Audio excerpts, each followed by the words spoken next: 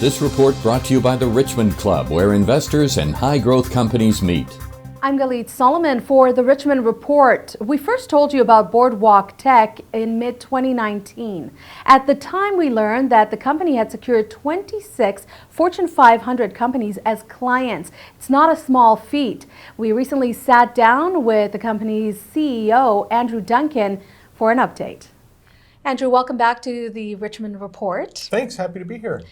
Before we get into the update, because we did speak with you several months ago, and I'm sure lots has been happening. I know that there was an announcement yesterday. Oh, it's a busy time. Yeah, it is, I'm sure.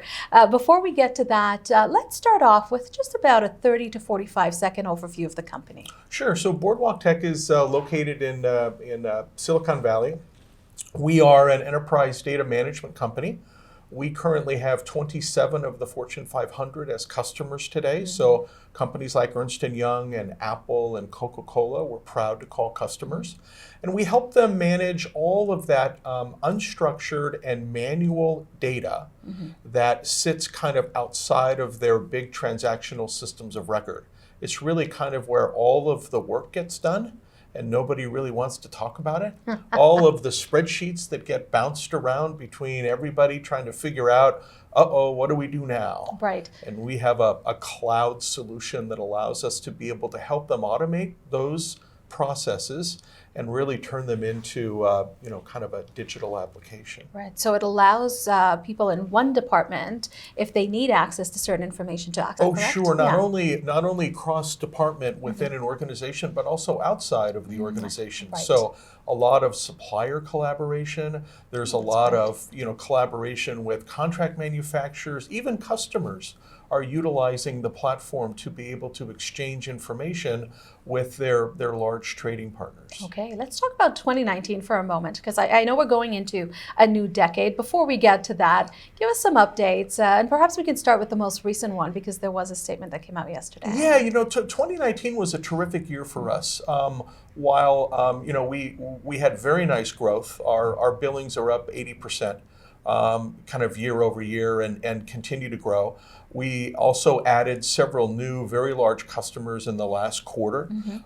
We've also increased and improved some of the technology offerings that we have, including a new technology offering that is called the Network of Words, which is a method of being able to manage unstructured data that is quite unique and something that we have patents pending on. So it should be, we think, very well received, by many of these companies. It's a real problem. So the press release that we had yesterday talked about kind of a corporate update of not only the fact that we're on a path to be EBITDA positive by the kind of early spring.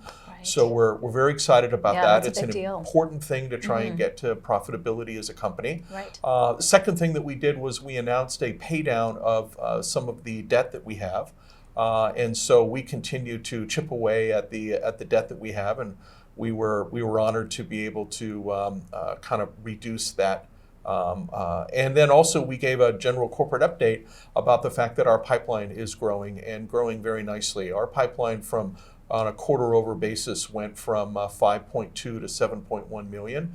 Wow. And we really are starting to grow. We're really starting to see the value of this technology that we've developed be really much more widely adopted by customers. And that level of growth, of course, for investors, which is who we're speaking to today, is very important. Let's talk about timing, because that's always on the minds of investors. Timing, and why now is the time to invest in your company. Yeah, I think if you look at the valuation of the company today, we certainly got caught in this kind of blockchain environment where the entire sector went down.